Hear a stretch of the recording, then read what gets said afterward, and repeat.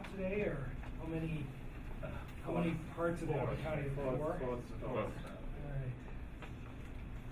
So I would imagine it might all start to blend together a little bit.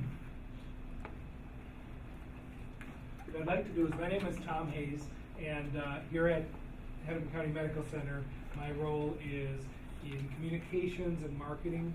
So communications, community relations, media relations, and marketing in terms of patient acquisition, attracting patients to the hospital. And what I'd like to do is start with a question, because it'll help me know what information to share if I know a little bit more about healthcare in Kenya. So healthcare and your role in healthcare, hospitals and clinics. Does somebody want to tell me just a little bit about how it's structured? Thank you very much, Tom. Probably might help you we introduce ourselves, and then we'll tell you what you want to do. We are two groups here from Kenya, two counties from Kenya, and then we have our brothers here who stay in Minnesota. Not probably are in this trip, they are also in this room. So I'm going to do fairly quick introduction so that you know who's around, and then we'll give you a brief synopsis about these two counties and the whole area of medical services. My name is James Ongwae. I'm the governor of Kisii County. My counterpart, the governor of Nyamira County, did not come, but he has got his people here and I'll introduce them. Those of you who are from Kisii County with me, can you please put up your hands? Now, the pretty lady next to you is my Minister for Environment, Water, Natural Resources and Energy. This man here, she's called Speaker. This man is my economic advisor, it's called Kenani. Is Dr. Kodek. Dr. Kodek is my Minister for Education. Patrick Shogo is my Chief of Staff. Can you put up your Patrick? Who else? I know those other people about Kenya. Then from my sister county, from Nyamira, we have very quick introductions. Please, if you can introduce yourself. Professor Kisii Ongwae. I am the Chief of Staff in the County Government of Nyamira. Yes. Some let me know the member of County Assembly in Nyamira. Jones Kumwenga, Minister for Trade. Jack Magara, County Director of Health Services in Nyamira. Those brothers who stay in Minnesota. From Nyamira to Ruben Sinange, I'm in charge of environment and natural resources and energy.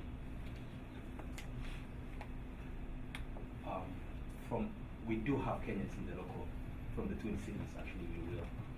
I live in Bloomington. And we are kind of responsible for this through the county board of commissioners. And that group is known as MKIDA. MKIDA is Kenya Minnesota International Development Association, a group of Kenyans who have come together to see how we can give back to the communities where we live in Minnesota, and giving back to Kenya. And my name is Gerald Nyachai, and together with me is Jared London and Maseras Mayaka behind there. He lives in Bremouth, I live in Bloomington, he lives in Hopkins, and Heston, he lives in Elko Market. Oh, okay. Yeah, way south. Yeah, thank you very much, Tom. There is the gentleman with the camera here is also from Kenya. He lives in Shakopee. Okay. Yeah. Thank you very much.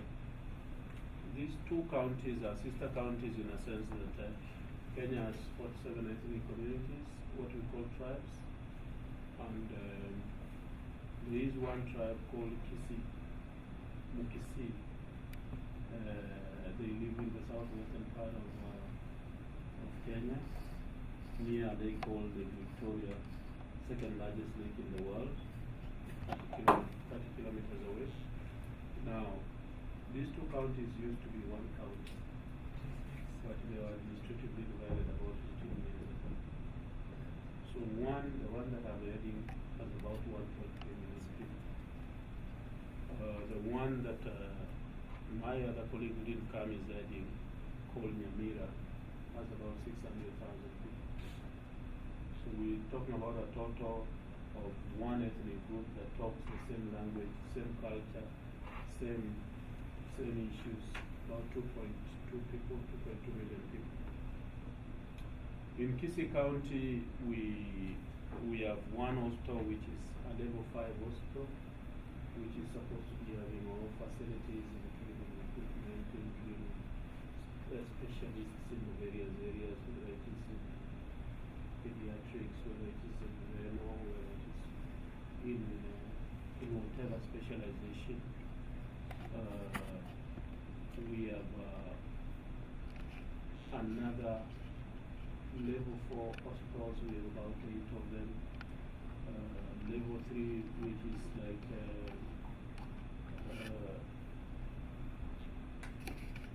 in our place we call them not health centers, no, sub-district hospitals. They are about health centers, I think they are about 83. And then the dispensaries are about 71 of them from where I come from. The problem we have is that, and that is in the context of curative services. In Kisii County, that one hospital we have, which is supposed to be our high-level hospital, takes care of, it's the high-end hospital that is supposed to take care of 1.3 million people. The problem is that this is an hospital that probably may not be having all the equipment, they don't have any MRI. For you that would be a very simple equipment. If it's orthopedic surgery, they do not have any equipment. The renal surgery, they don't have anything. They don't have anything for us. They don't have cancer treatment. They don't have. And for us, that causes us many problems. If you go to the area of preventive services, our top mobility causes are like malaria, diarrhea, urinary tract infections, pneumonia, HIV/AIDS. We have serious problems with mortality in children. Some of them would actually relate to giving birth. Some would relate to malnutrition, some would relate to diarrhea and anemia and so on. Fairly basic things, but probably because of the level of funding that we used to get from the national government. Now that we are county government, we want to understand how to manage our resources, how to manage our healthcare system. The devolution system that you see in Kenya that has created the county governments is 5 months old, 6 months old. So we are actually institutionalizing the new system of governance where we now have resources that we are governing ourselves. Like as governor now been given resources to manage health services. The issues for me relate to the amount of those resources, it relates to capacitation, it relates to infrastructure, it relates to equipment, it relates to fairly many things, even the lack of ambulatory services, and so on. So we basically have come here to share experiences from Hennepin County, to see to what extent can we learn from you. Can you hold our hands as you start working? You know, if it's possible, but can we learn from you so that the type of institutionalization that we put in place is an institutionalization that makes sense? The type of problems that indicate you are the problems that you are in the need, which is the next county. We have one hospital of the county headquarters, which is supposed to be a level 5, like the one that is in our county, but whose configuration is of a level 4. Even the things they have, they don't have those things that I've told you and worse. Their sub-district hospitals are almost non-existent. What they have are actually health centers. In a basic health center, what you would find is you probably find a clinical officer, you will not find a doctor. You find a clinical officer, you find nurses. You probably might find simple equipment for testing like malaria and other simple diseases. And painkillers. And painkillers. Yeah, if somebody goes there, is sick, he'll probably be given painkillers. Yeah, that's it. He or she will be given painkillers. So what are our issues? Our issues are the one hospital that we have, which takes care of both the two counties, because the administrative boundaries really don't matter when somebody is sick. We have had discussions with the local university to turn it into a teaching and referral hospital, and the university is creating a medical center, and we also are seeking support so that we can turn it into a complete teaching and referral hospital, which means that it must have all those specializations, including the related equipment and everything that will support it.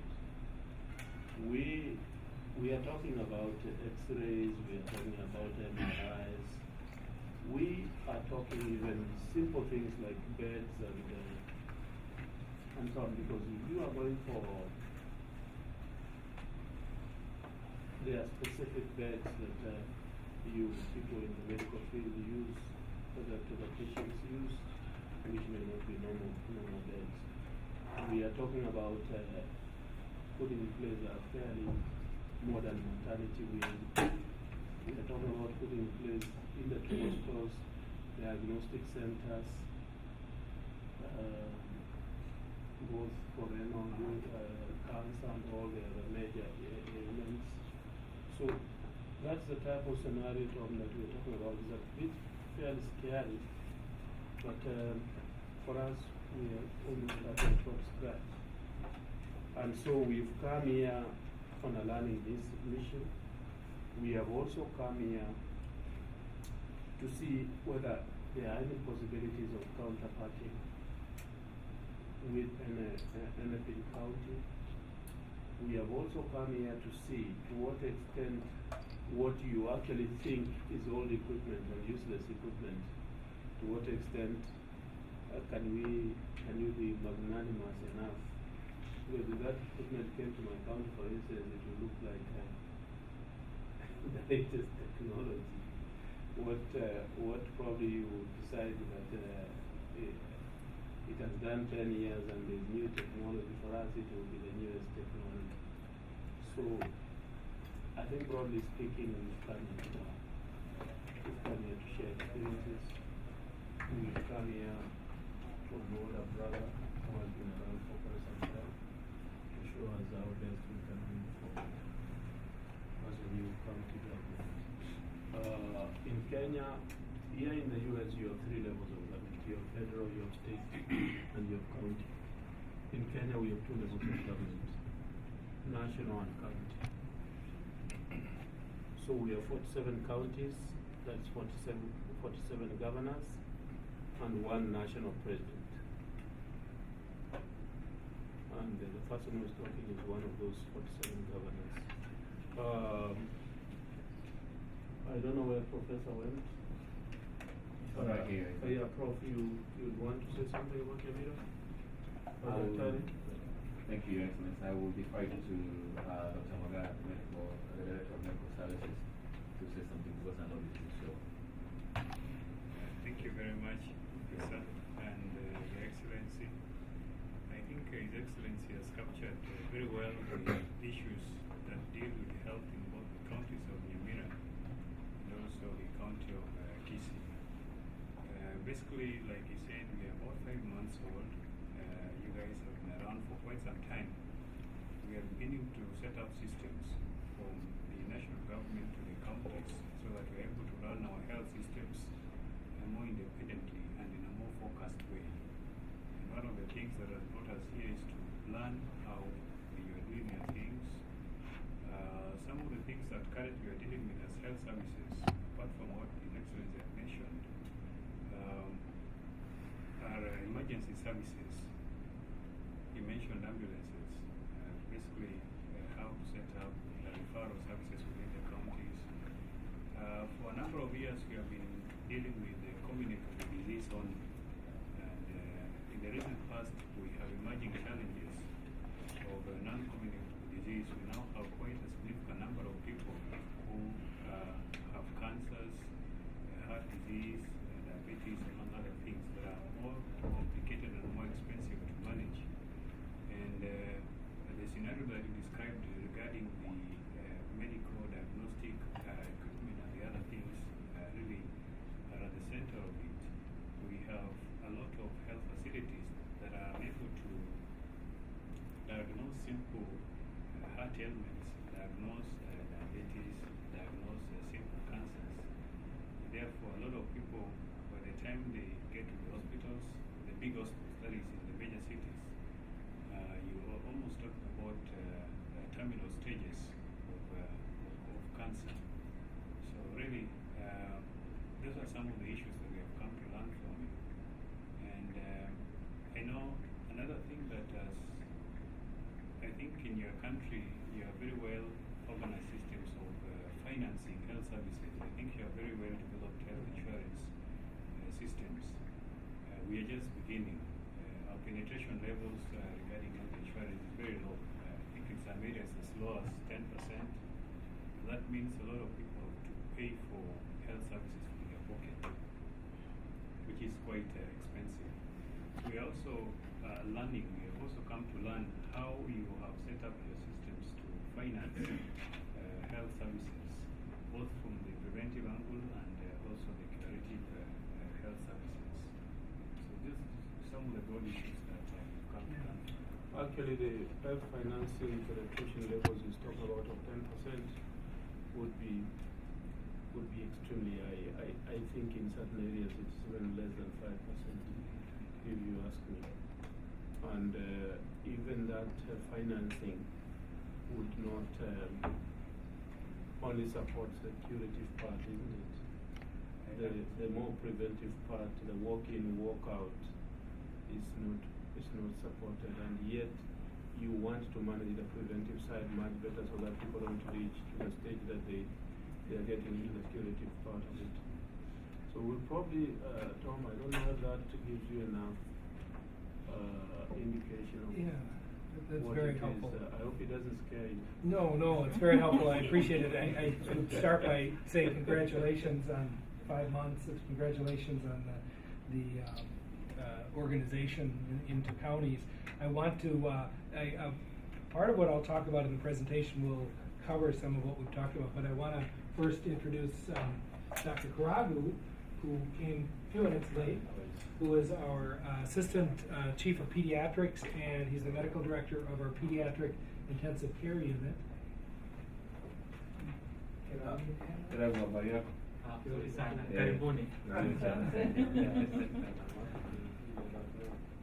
Henry Kirani. Yeah, and introduce yourself, please. Dr. Henry Kirani, I'm also a doctor in this hospital, but we haven't met. Right. Yeah, we haven't. So, yeah, thank you for coming. So, so they're going to participate and also participate on the tour.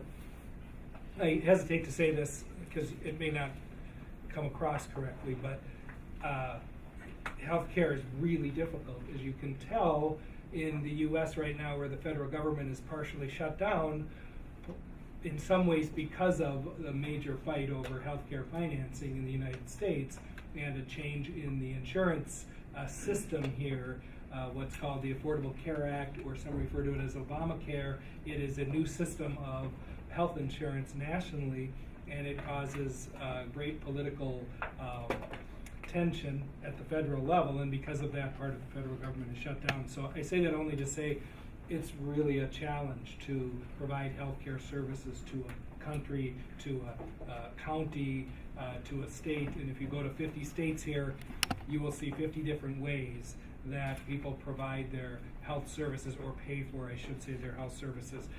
We're very fortunate in Minnesota to have a what I would call, I don't know if the right word is generous, but a very a mindset of believing that everybody deserves access to health care. And to do that, everyone needs some level of insurance coverage, although we have a lot of self-pay. We have a lot of patients here who have to pay out of their pocket. But it's because of the insurance in Minnesota and the public programs, it's better here than it is in many states where they have literally tens of thousands of people who don't have insurance. And as you said, if you're sick, it doesn't matter where you are. You know, you deserve care. And whether it's crossing county lines, we have that same situation. We believe if you're sick, you get care whether you have money or not. But of course, somebody has to pay for that. Somebody has to keep the lights on, and somebody has to pay for the equipment, and so it's a challenge in the United States as well. So let me show you a couple of slides on the screen to tell you just about Hennepin County Medical Center.